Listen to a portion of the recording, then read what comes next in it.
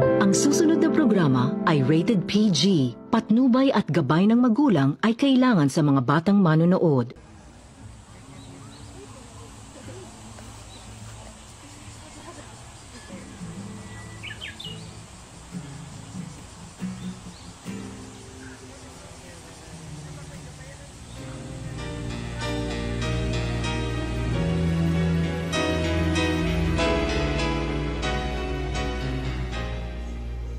Magandang araw sa inyong lahat. Ang kwentong aming ibabahagi ngayon ay isang kwentong ipinadala sa amin ng isang grade 12 student na itago na lamang sa pangalan na Eunice. Ang kwentong ito ay magpapakita ng katatagan ng magkakaibigan at magpapakita na sa bawat unos ng ating buhay ay may bagong Ate Precious. Isa po akong grade 12 student na itago nyo na lamang sa pangalan na Eunice. Ang aking buhay po ay puno ng ligaya nung hindi pa nagbabago ang lahat. 5 kaming magkakaibigan, 4 na babae at 1 lalaki. 6 na nga kami kung isali pa natin ang anak ng aming kaibigan. Opo, may anak po ang aming kaibigan, pero di po iba ang aming trato sa kanya. Minahal din namin ang kanyang anak na parang sarili na din namin. Kasi sabi nga nila, ganyan dapat ang pagkakaibigan. Lagi kang andyan para sa kanila, kahit minsan wala sila dyan para sa'yo.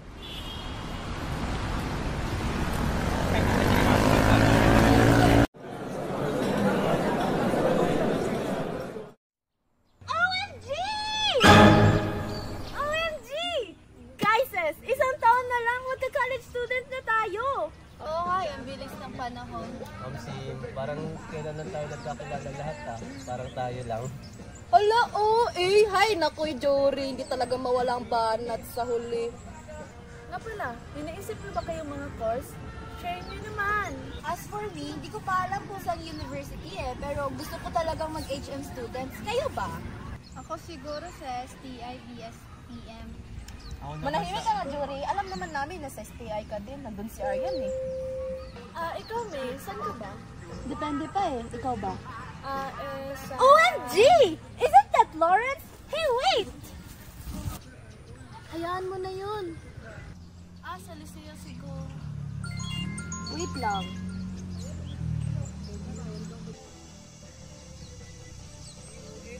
Sige, pauwi na.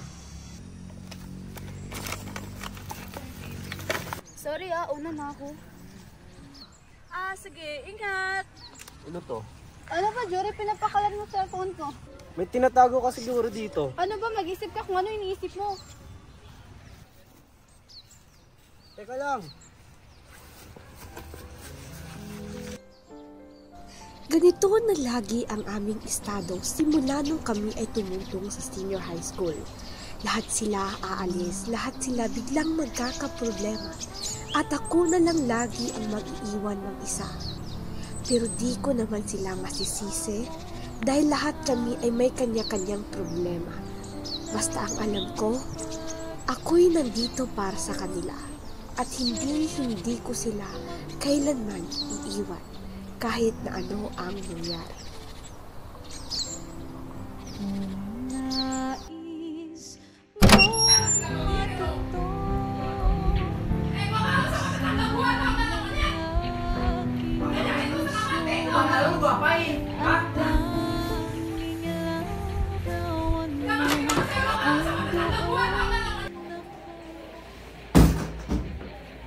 Ito ang totoong buhay ko. Magulo, hindi maayos, hindi kumpleto. Hindi alam ng mga kaibigan ko na sa kabila ng pagiging masayahin ko ay ganito ang pamilyang kinalakihan ko. Gusto ko din naman magkwento sa kanila, ngunit mas pinipili kong huwag na lang. Ganito po lagi ang nangyayari. Nagiging duwag ako pagdating sa problema ko. Kaya mas pinipili ko na lamang umiyak mag-isa kaysa magsabi sa kanila.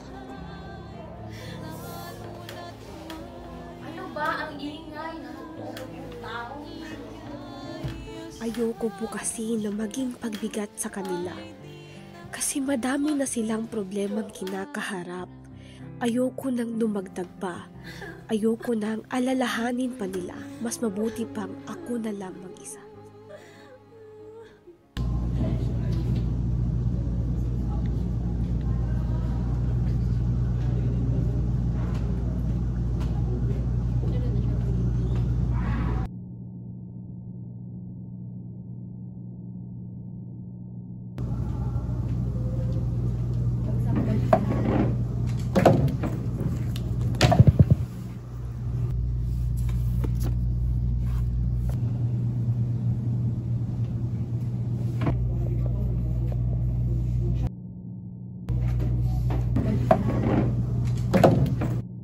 Are you okay, Eunice? You look so haggard.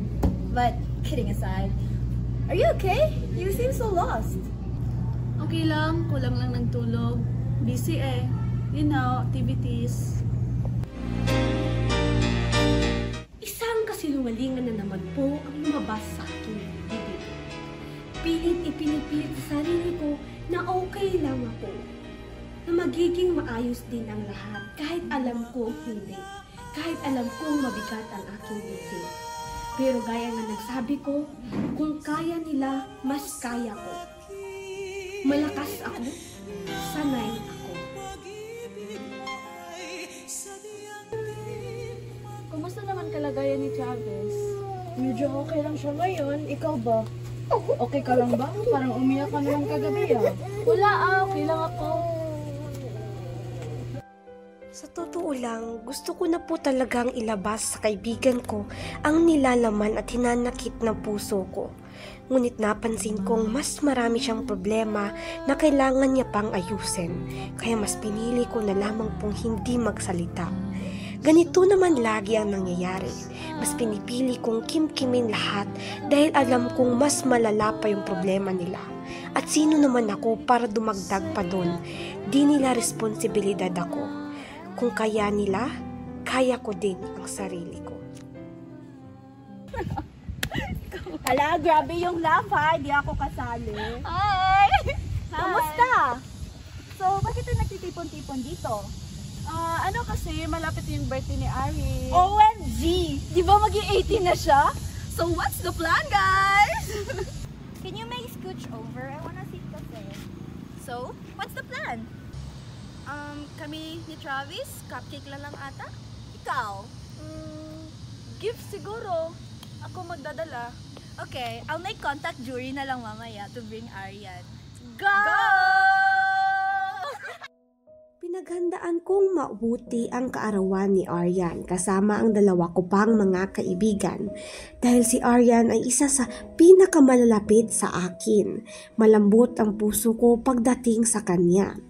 Paraan na din ito upang makapagpahinga naman siya sa kanyang mga problema, lalong-lalo na at palagi silang nag-aaway ng kanyang boyfriend or ng kanyang nobyo.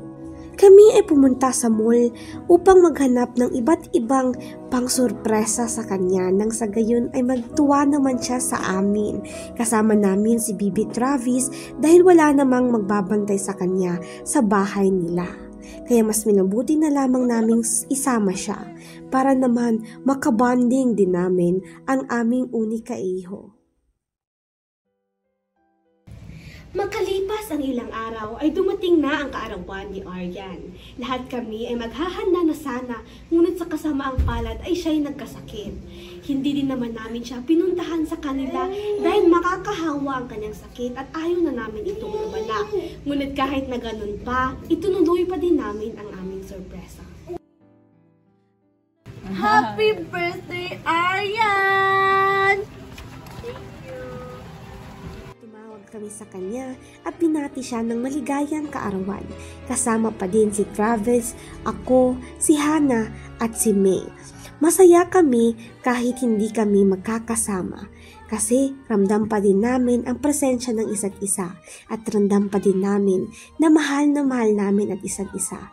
Nagpasalamat si Aryan dahil hindi namin nakalimutan ang kanyang kaarawan.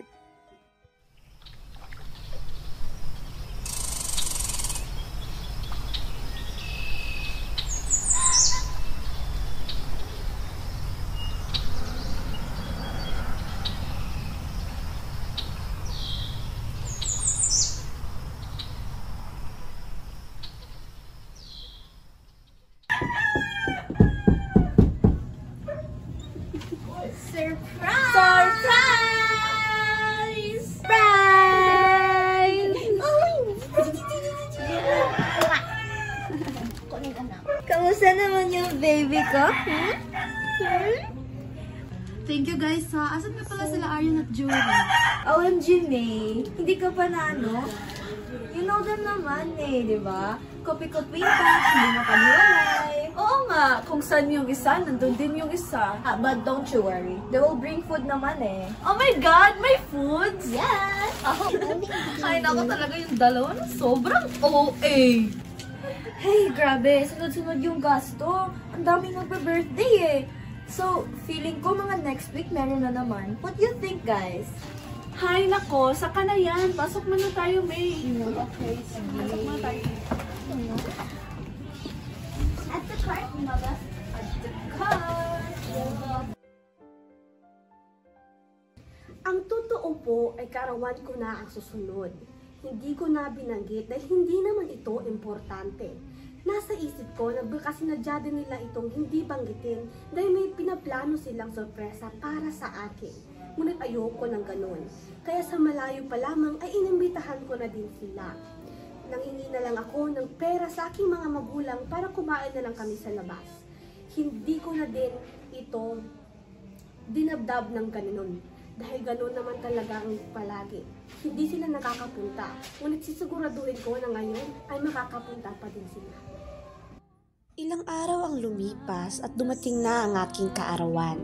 Hindi ko naman ito masyadong pinaghandaan dahil simpleng araw lamang ito para sa akin. Isa-isa ko lang inimbitahan ang aking mga kaibigan upang kasamahan ako sa ihahanda kong simpleng salo-salo. Ay, hindi na ako. Ay, May, nandito ka pala. Free ka ba mamaya? Hindi, may check-out sa Showbiz. Sorry okay lang. Sige, iin mo na ako.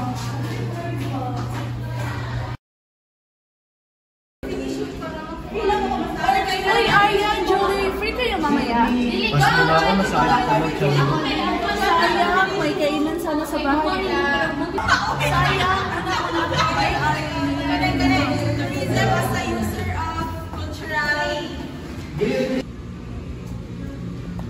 Uy, Ana, may kainan mamaya. Punta ka? I'm so sorry, Eunice. I can't come kasi. My other friends kasi invited me to their birthday party. So, maybe next time. I'll come to you next time. Okay? I'll go muna ha. Bye. Tama ako. Wala na naman sila. Iiwan na naman nila ako. Magkakaproblema na naman sila. Ako na lang mag-isa. Ngunit ayos lang. Sanay ako. Sinanay ko na lang ang sarili ko.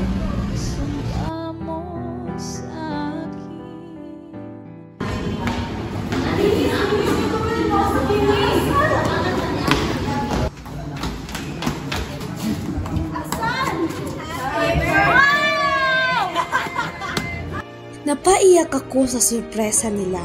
Hindi ko inaakala na naalala pala nila ako. Hindi ko naman inaasam na may pasorpresa sila dahil ayoko naman ng ganun. Ngunit kahit na ganun, hindi pa din nila ako kinalimutan. Sinelebrita pa rin nila ang aking kaarawan kasama ko. Nagsaya kami at pinagkwentuhan namin ang mga naganap. Ang saya ko po sa ihinanda nilang sorpresa.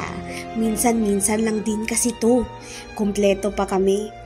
Kumuha kami ng iilang litrato upang maging alaala at babalik-balikan namin ito sa nakaraan.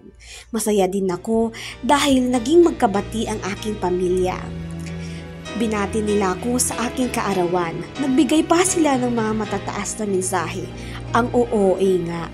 Pero gaya nga ng sinabi ko, ang kaarawan na ito ang pinakamasayang nangyari sa buong buhay ko. Ang mga nangyari sa akin ay isang paalala sa ating lahat na kahit sa panahon na lumipas, kung mahal tayo ng mga tao na sa paligid natin, kung minsan ay tayo ay kakalimutan nila, hindi pa din tayo mawawala sa puso nila. Isa din itong paalala na sa bawat pulos ng ating buhay, kahit pakiramdam natin ay hindi natin kaya, lagi natin tandaan na maraming nagmamahal sa atin na andyan lang. At sa hindi pa huli ang lahat para guminhawa ang ating